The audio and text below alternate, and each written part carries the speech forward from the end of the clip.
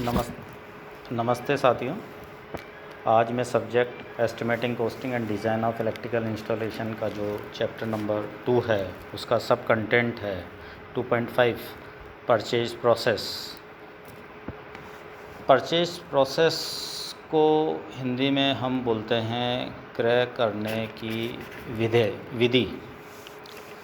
कोई भी government department में किसी भी सामानों का या किसी औजार का यदि हम खरीद करते हैं तो उसके लिए हमें कौन सी विधि से गुजरना पड़ेगा। इन विधियों को बताने से पूर्व मैं आपको क्रय विभाग के मुख्य कर्तव्य से अवगत कराना चाह रहा हूँ, या आप कह दीजिए ड्यूटीज़ ऑफ परचेजिंग डिपार्टमेंट। मतलब किसी हर डिपार्टमेंट में एक परचेज डिपार्टमेंट अलग से रहता है, तो जो परचेज डिपार्टमेंट है उसकी ड्यूटीज़ क्या रहती है, उस ड्यूटीज़ के बारे में मैं बताना चाह रहा हूँ। तो मुख्यतः परचेजिंग डिपार्टमेंट को मुख्य बातों को ध्यान में रखना चाहिए। जो मुख्य बातें हैं वो 1 बाय 1 मैं आपको बताना चाह रहा हूँ।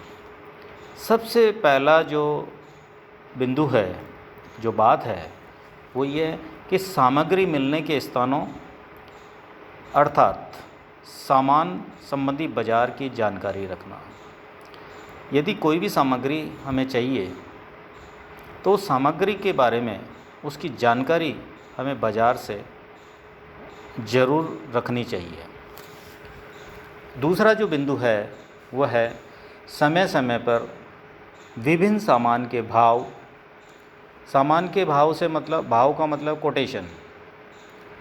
हमें अलग अलग दुकानों पे जाके जो सामान की ज़रूरत है उनका भाव हमें पता होना चाहिए, उनका कोटेशन हमें लेना चाहिए तथा उसका जो टेंडर भी प्राप्त कर लेना चाहिए। टेंडर का मतलब निविदा। ये 2 बिंदु आपको बता चुका हूँ। तीसरा बिंदु मैं बताना चाह रहा हूँ, क्रय से मतलब परचेज से कम मूल्य पर अच्छे से अच्छे सामान खरीदना। ये एक परचेज डिपार्टमेंट का एक मुख्य कर्तव्य है। उसका ये कर्तव्य है कि सामान जो हैं हमें अच्छी क्वालिटी का, अच्छा स्पेसिफिकेशंस से मतलब अच्छी से अच्छी स्पेसिफिकेशन मिले और साथ में कम मूल्य के अंदर वो सामान हमें खरीदने को या पर क्रय करने के लिए मिले। चौथा बिंदु है, जिस सामग्री के लिए हायर अथॉरिटी से स्वीकृति प्राप्त हो गई हो, केवल उसी सामग्री को क्रय करना चाहिए। जैसे सपोज हम कोई किसी बिल्डिंग की वायरिंग करने जा रहे हैं, तो जो बिल्डिंग की वायरिंग की है उसका एस्टीमेट हमने बनाया, उसमें लिस्ट ऑफ मटेरियल्स की तैयारी की है। तो वो लिस्ट ऑफ मटेरियल्स जो हमें चाहिए तो वो एक बार उच्च अधिकारी से, हमारे जो विभाग के जो उच्च अधिकारी हैं उनसे स्वीकृति प्राप्त कर लेनी चाहिए। मतलब ये श्योर हो जाना चाहिए कि वो सामग्री की स्वीकृति हम अपने उच्च अधिकारी से ले ली है या नहीं है। यदि ले ली है तत्पश्चात ही सामग्री को क्रय करना चाहिए। ये हमारा मुख्य कर्तव्य है परचेजिंग डिपार्टमेंट का। 5वां जो बिंदु है वो आप देखिए कि क्रय विभाग का कर्तव्य है कि वह स्टोर में आवश्यक, स्टोर मतलब भंडार, जो जिस डिपार्टमेंट में काम कर रहा है उसमें वहाँ एक स्टोर रूम रहता है, भंडार कक्ष रहता है। उस भंडार में आवश्यक सामग्री की उचित मात्रा रखे ताकि उचित समय पर प्रत्येक विभाग को सामग्री उपलब्ध हो सके। मतलब जैसे कोई रूटीन में कोई सामान की ज़रूरत है, जैसे हम टीचिंग प्रोफेशन में हैं। अब टीचिंग प्रोफेशन में है तो कॉलेज के अंदर एक स्टोर डिपार्टमेंट एक अलग से रहता है, वर्कशॉप जो रहती है, जहाँ एक स्टोर सेक्शन भी रहता है। उस स्टोर सेक्शन का ये कर्तव्य है कि प्रत्येक टीचर्स को हमें चॉक, डस्टर आदि की अत्यंत आवश्यकता होती है। तो ये रूटीन वर्क है कि उस स्टोर शाखा में ये जो डेली कंजम्पशन वाली जो चीज़ें हैं, सामग्री है, वो रूटीन के अंदर अपने स्टोर भंडार कक्ष में हमेशा रखें। तो ये कर्तव्य भी है इस परचेज सेक्शन का। नेक्स्ट है परचेज करने के पश्चात, मतलब कोई भी सामान का जो परचेज हमने कर लिया है उस सामग्री की मात्रा तथा उनकी क्वालिटीज़ को हमें अच्छी तरह से जांच परख करनी चाहिए। कोई भी सामान लिया है तो ऐसा नहीं है कि सामान आया रख लिया बिना उसकी जांच की हुए, उनकी मात्रा गिने हुए, सामग्री की मात्रा को गिन लीजिए, उनके गुणों को जांच लीजिए। उनकी मात्रा और गुणों को जांचने के तत्पश्चात ही स्टोर या भंडार कक्ष में वो सामग्री रखनी चाहिए। ये एक ड्यूटीज़ होती है परचेज डिपार्टमेंट की। नेक्स्ट है 7वां बिंदु, क्रय की गई सामग्री का सही संग्रह तथा रिकॉर्ड रखना। जो सामग्री परचेज कर ली गई है वो स्टोर कक्ष में प्राप्त हो गई है तो उसे प्रॉपर जगह हमें स्टोर करना चाहिए, संग्रह करना चाहिए। उसके पश्चात उसका रिकॉर्ड भी हमें संधारण करना चाहिए, रिकॉर्ड रखना चाहिए। ये भी एक कर्तव्य है परचेज क्रय विभाग का। नेक्स्ट बिंदु है 8वां, समय समय पर काम आने वाली सामग्री के स्थान पर बाज़ार में मिलने वाले उनके विकल्प पदार्थों की जानकारी रखना, परीक्षणों द्वारा उसकी उपयोगिता तथा स्तर की जांच करना, ताकि आवश्यकता पड़ने पर इन सामग्री से काम चलाया जा सके। नेक्स्ट 9वां बिंदु है जो हमें जानकारी में रखना ज़रूरी है, हमारी ड्यूटीज़ भी है कि रद्दी सामग्री,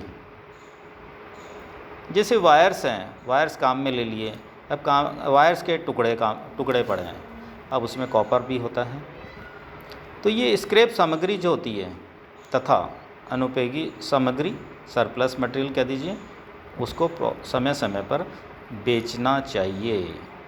ऐसा नहीं कि स्क्रैप मटेरियल आपके पास पड़ा है भंडार कक्ष में और उसको आप यहाँ स्टोर करते हुए रखते जा रहे हैं, और उसको सामग्री इस तरह की जो सामग्री को समय समय पर आपको बेचते रहना चाहिए नियम अनुसार। विभाग के जो नियम है उसके तहत हमें उस स्क्रैप मटेरियल को या सरप्लस मटेरियल को वहाँ से नियम अनुसार बेच देना चाहिए, ताकि उसकी जो पैसा जो आएगा वो संस्थान के यूज़ में आ सकता है।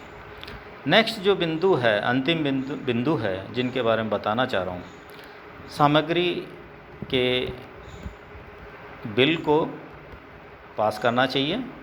कोई भी सामग्री आई उसका बिल को पास करना चाहिए या रिजेक्ट करना चाहिए। यदि सामग्री आपकी सही क्वालिटी और सही मात्रा में नहीं मिली है तो आप बेझिझक आप उस सामग्री को अस्वीकृत भी कर सकते हैं या रिजेक्ट भी कर सकते हैं, ताकि वो पैसा उसका उस बीजक से या बिल से आपको काट सकते हैं, उसकी कटौती कर सकते हैं। अस्वीकृति हुई सामग्री को सप्लायर को वापस जो है भेजने का हम व्यवस्था करनी चाहिए। मतलब जो सामग्री बेकार है, as per norms, as per specification वो सामग्री हमें प्राप्त नहीं हुई है, तो उस सामग्री को अतिशीघ्र पुनः उस सप्लायर्स को, जिस सप्लायर्स के जरिए हमें वो सामग्री प्राप्त हुई है, उस सामग्री को पुनः उस सप्लायर को नियम अनुसार पुनः भेज देना चाहिए। बिल को पास करने के पश्चात, जैसे सपोज जो भी आपका ओके या सही सामग्री आपको प्राप्त हो गई है, उस सामग्री का बिल पास करते हुए सामग्री को स्टॉक रजिस्टर में, जो आपका परमानेंट स्टॉक रजिस्टर है, उसमें उसका इंदराज कर लेना चाहिए। बिना इंदराज के वो सामग्री का जो आवक है उसका पता नहीं पड़ पाएगा और कभी हमें प्रॉब्लम या दुविधा का सामना करना पड़ सकता है। तो जो भी सामग्री संस्थान में भंडार कक्ष में प्राप्त हो गई है उसको आप स्टॉक रजिस्टर में, परमानेंट आर्टिकल रजिस्टर के अंदर उसका इंदराज कर लेना चाहिए, उसको चढ़ा लेना चाहिए तथा अकाउंट सेक्शन में भुगतान के लिए उस बिल को हमें भेज देना चाहिए, ताकि संबंधित फर्म से जो भी सामग्री प्राप्त हुई है उसका यथासमय बिल का भुगतान हो सके। यही अपना परचेज डिपार्टमेंट का कर्तव्य है। तो ये जो विभिन्न प्रकार की 10 तरह की हमने ड्यूटीज़ जो बताई है, वो उन ड्यूटीज़ को आगे जब हम इसका परचेज प्रोसेस पूरा कंप्लीट पढ़ना चाहेंगे तो उनके पहले जो है इस परचेज प्रोसेस को पूरा करने के लिए हमें हमारी जो ड्यूटीज़ हैं उसका ध्यान में रखना चाहिए। उसके तत्पश्चात ही जो है परचेज किसी आइटम का परचेज करना चाहिए, ताकि हम जो है उस सामान को प्रॉपर समय पर यथा समय उसको प्राप्त कर सकते हैं अच्छी तरह से। Thank you. ओके।